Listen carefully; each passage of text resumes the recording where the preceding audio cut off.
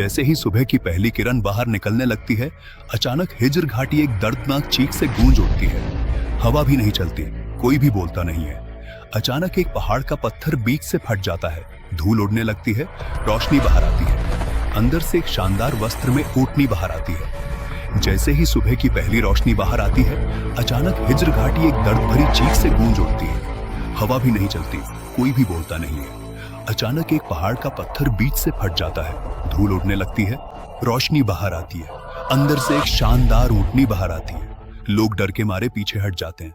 किसी ने धीरे से कहा, आज उनके घमंड और अत्याचार के कारण वो कौम नष्ट हो गई। लेकिन कुछ मोमिन थे जिन्होंने हजरत हूद अलैहिस्सलाम की बात मानी थी। अल्लाह ने उन्हें बचा लिया। सजा आने के बाद हवा पूरी तरह से शांत हो गई। यह सालेह अलैहिस्सलाम का चमत्कार था कि आज उनकी घमंड और अत्याचार के कारण वो कौम नष्ट हो गई। लेकिन हजरत हूद अलैहिस्सलाम की बात सुनने वाले कुछ मोमिन भी थे। अल्लाह ने उन्हें बचा लिया। सजा आने के बाद हवा पूरी तरह से शांत हो गई। घाटी में सिर्फ टूटी हुई इमारतें और हवा में सजा का धुआं ही बाकी रह गया। बाकी बचे लोग एक दूसरे को देखकर शुक्रिया अदा करने लगे। हम हैं हजरत हूद अलैहिस्सलाम की कौम। अगर अल्लाह हमें अपनी बात सुनने के लिए ना बचाता तो हम सब बर्बाद हो जाते। ये मोमिन लोग उस विवाद को छोड़कर दूसरी जमीन की ओर सफर पर निकल पड़े।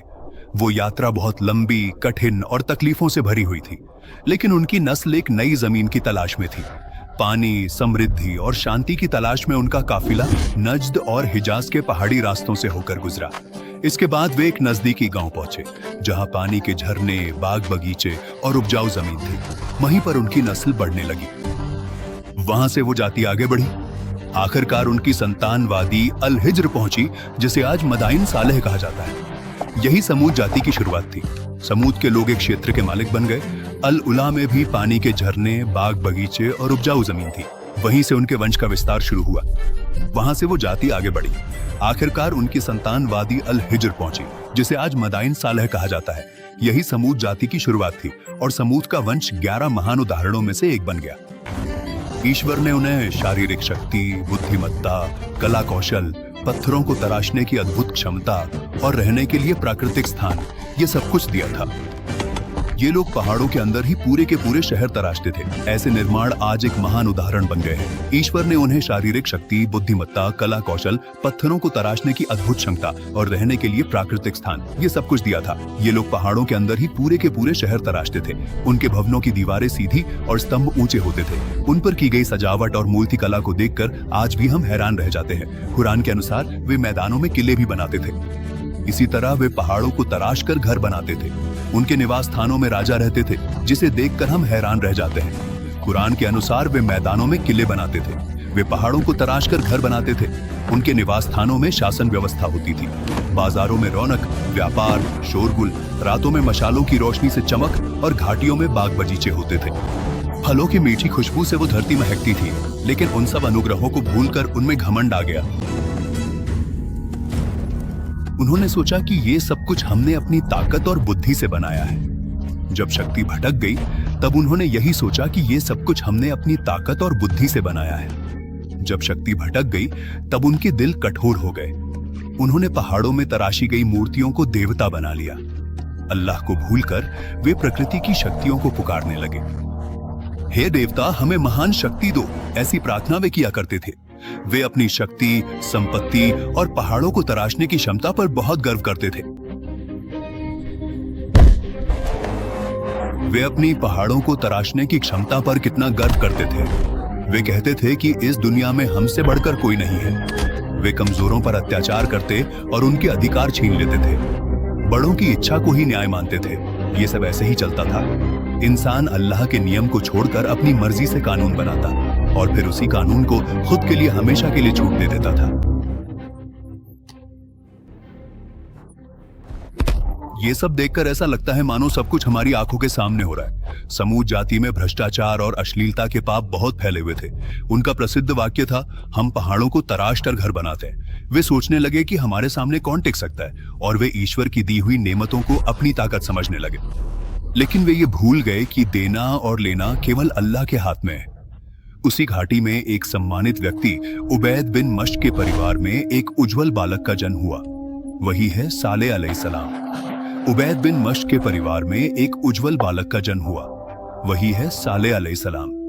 बचपन से ही उनमें कोमलता, ज्ञान की चमक, सोच में गहराई और सत्य की ओर झुकाव साफ दिखाई देता था। लोग अक्सर कहते थे ये बच्चा साधारण नहीं है, इसकी बातों में बहुत गहराई है। जब वे युवा हुए तो उनका व्यवहार पूरी तरह अलग था। दुनिया की चीजें उन्हें आकर्षित नहीं करती थी। वे अकेले समय बिताकर अल्लाह को याद करते थे। ऐसे ही एक रात अल्लाह ने उन्हें वो रोशनी दी। दुनिया की चीजें उन्हें आकर्षित नहीं करती थीं। वे अकेले समय बिताकर अल्लाह को याद करते थे। फिर एक रात अल्लाह ने उन्हें पैगंबरी बख्शी। सालेह अलैहिस्सलाम अपने गांव गए और लोगों से यूं बोले, सिर्फ अल्लाह की ही इबादत करो, उसके सिवा तुम्हारा कोई और खुदा नहीं है।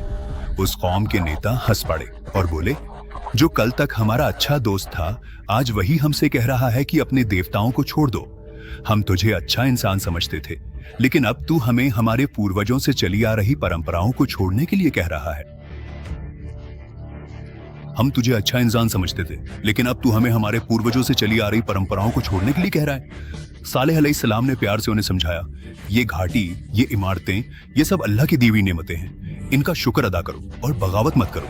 लेकिन उनका जवाब था, बेबुनियाद बातें मत कहो। अगर तू सच में नबी है तो हमें कोई निशानी दिखा। नेताओं ने ऐसा कहा। इस पहाड़ पर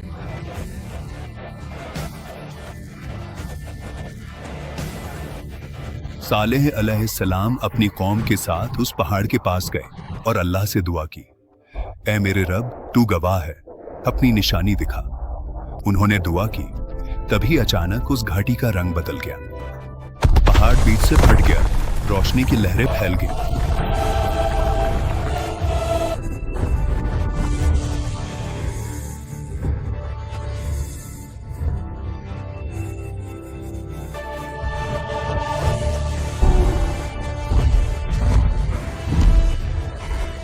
पहाड़ से एक ऊँटनी निकली। कुरान में उसे नाकतुल्लाह यानी अल्लाह की निशानी कहा गया है। अपनी भयानक और महान आकृति को पहली बार उन लोगों ने देखा। ये करिश्मा यही नहीं रुका, वो ऊँटनी पहाड़ से एक दिन पानी पीती थी, जिससे पहाड़ों का सारा पानी खाली हो जाता था।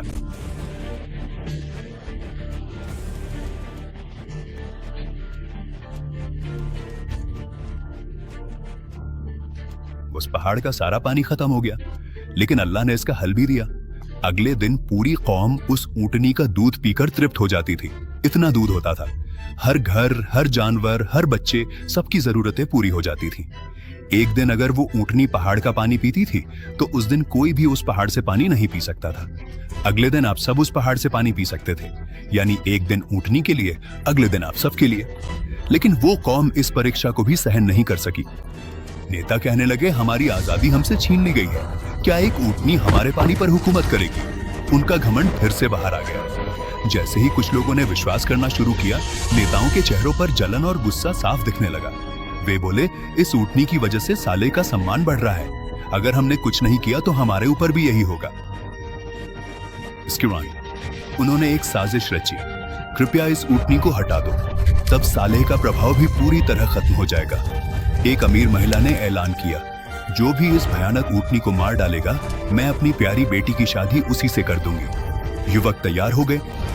इस रात ऐसा लग रहा था कि ऊँटनी सच में जिंदा नहीं बचेगी।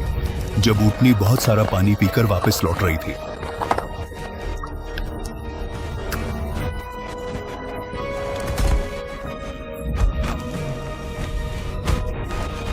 सबसे पहले एक आदमी ने तीर चलाया, ऊँटनी की टांग घायल हो गई। फिर सबने मिलकर हमला किया और एक ही बार में उस ऊँटनी को मार डाला। जाति में शोर मच गया, हमने ऊँटनी को मार डाला, अब सारा पानी हमारा है। यही अपराध था जिसके लिए उस पर सजा का वादा किया गया था। सालेह अलैहिस्सलाम।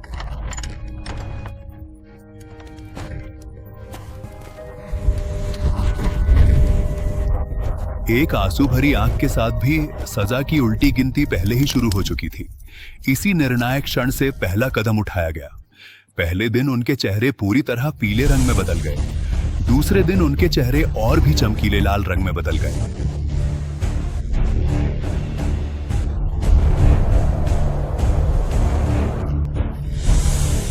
गर्म आसमान छा गया। तीसरे दिन उनके चेहरे काले पड़ गए और मौत की गंध फैल गई। फिर फजर से पहले ही आसमान हिल गया, पहाड़ हिलने लगे, जमीन से डरावनी आवाज आई। उसके बाद एक चीख सुनाई दी जो इतनी भयानक थी कि दिल फट गया, जाने शरीर छोड़ गई। उस कौम के सभी लोग अपने अपने घरों में गिर पड़े। कुरान में ऐसा ही आया है, एक चीख ने उन्हें पकड़ लिया। समूद की कौम का अंत हो गया। सालेह अलैहिस्सलाम ने उन्हें घाटी के किनारे खड़ा करके कहा, मैंने तुम्हें चेतावनी दी थी, लेकिन तुमने नसीहत पसंद नहीं की। सालेह का मैदान आज भी गवाही दे रहा है। जब भी अल्लाह के आदेश को ठुकराया जाता है, उस कौम को उनके मकान भी नहीं बचा सकते। केवल ईमान, विश्वास से ही बचाव होता है। अगर आपको ये कुरान की कहानी पसंद आई हो तो वीडियो को लाइक करें, कमेंट्स में लिखें कि आप अगली एपिसोड में कौन सी कहानी सुनना चाहते हैं। केवल ईमान से ही बचाव होता है। अगर आपको ये कुरान की कहानी पसंद आई हो तो वीडियो को लाइक करें, कमेंट्स में लिखें कि आप अगली एपिसोड में कौन सी कौम की कहानी देखना चाहते हैं और चैनल को सब्सक्राइब करना ना भूलें।